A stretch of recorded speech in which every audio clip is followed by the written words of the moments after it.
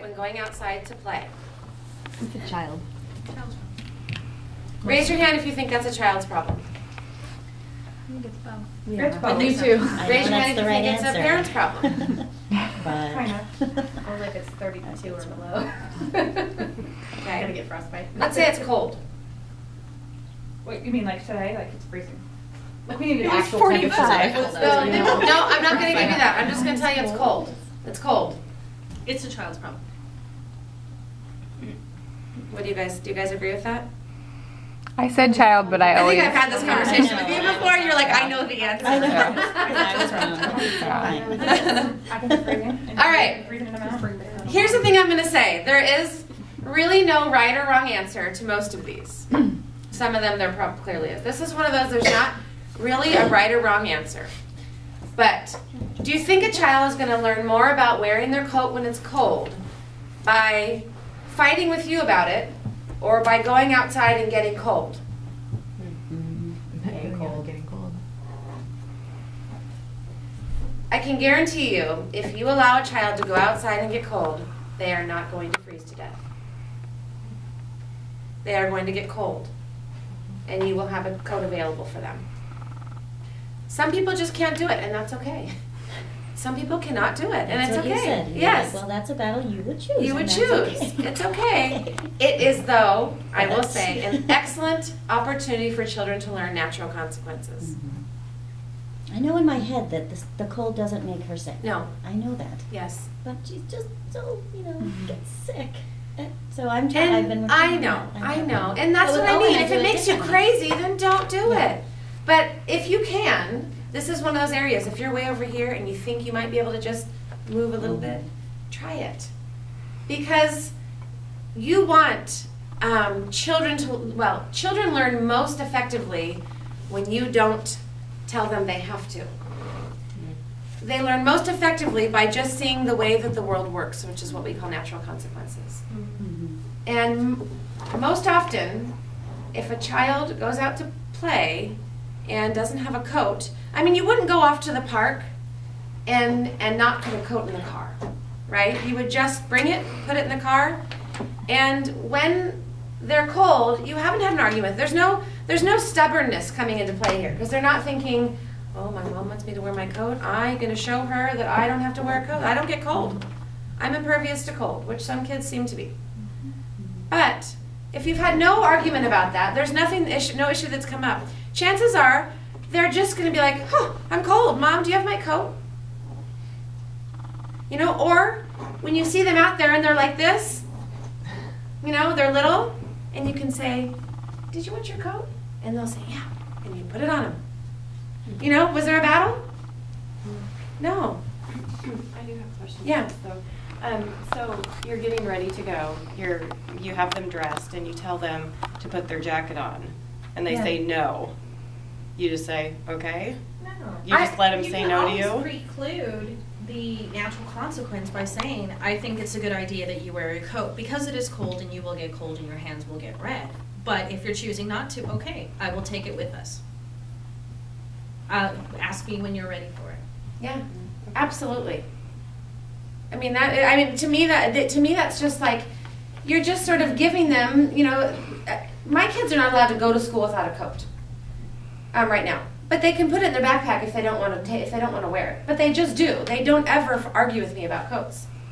There'll be times when they'll go outside, and when we're home, they'll want to go outside to play. My youngest one especially, he'll just go outside and not wear a coat. Well, I don't fight with him about it anymore. If he's cold, he just comes back in and gets a coat. And sometimes I might say, do you want your coat? It's cold. And if he does, he'll get it. If he doesn't, he'll go outside and come back in if he's cold. Yeah. Not to change it up, but what if it's raining and now you're thinking that you're going to be out somewhere and their clothes are all wet and it's not as easy as just putting a coat on now because their clothes are saturated? You'd still say it's okay. I mean, I would, but some people wouldn't be able to do that. You know what I mean? So you just have to decide if that's something you can deal with. I liked what you said when you're like, go outside and try it. Yeah, I See how cool tell it is. Gibson, Like, because stand sometimes there. he's refused when it's raining. I'm Yeah. like, it's raining, you're going to get wet. He says, I no, don't care. and so I say, well, open the door, Go outside, see what you think. That's what I do And almost every morning. In the morning, they'll be Then like, he'll come back in and go, Mommy, I need a jacket. It's wet. Yeah. So I mean, it's still granted, his yeah, choice. my kids are older, For the most but I've been doing this since they were little. You know, I've been doing it since they were little, and now it's like there's no, you know, they choose what they are going to wear. If they walk outside in their shorts, they will go change if they're cold. You know, it's like there's no many parents. This is why I like this one. Many parents battle so much about their kids dressing appropriately for the weather, and I just it's always to me like there are so many other things that you have to battle. You know, if you can let that one just go, then do it. If you can't, then that's okay. All right. Number 2. Your toddler runs away from you while you're in a parking lot. Whose problem is that? Parents. Anyone agree? Anyone disagree that that's a parent's problem? Okay, that's an easy one. Why? Safety. Okay. All right. Your baby begins to cry while getting a shot at the doctor's office. Whose problem is that? It's not really a problem. Babies cry. You comfort them. Yeah, exactly. It's, I so mean, it's your problem. you have, to comfort them Yeah. and reassure them that. but it's not. Yeah, I was like, I don't see it as necessarily a problem. You have an action, but Yeah. it's not necessarily. I guess the problem would be their You child own is the upset. situation. You know, yes, Yes, but it's you yeah. do own the situation. Yeah. Something isn't going like well. You know what I mean? So I guess that would be the problem. Whether or not you guys would you think it's a parent's problem or a child's problem? Parent.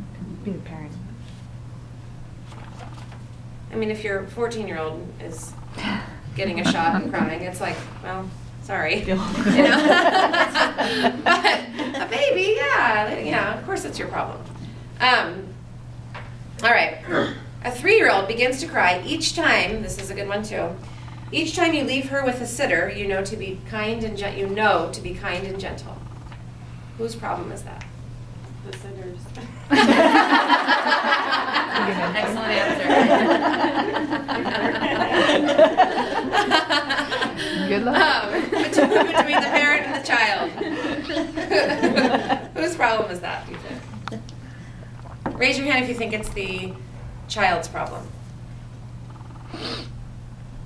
Anyone who thinks it's a parent's problem? Anyone think there's no problem?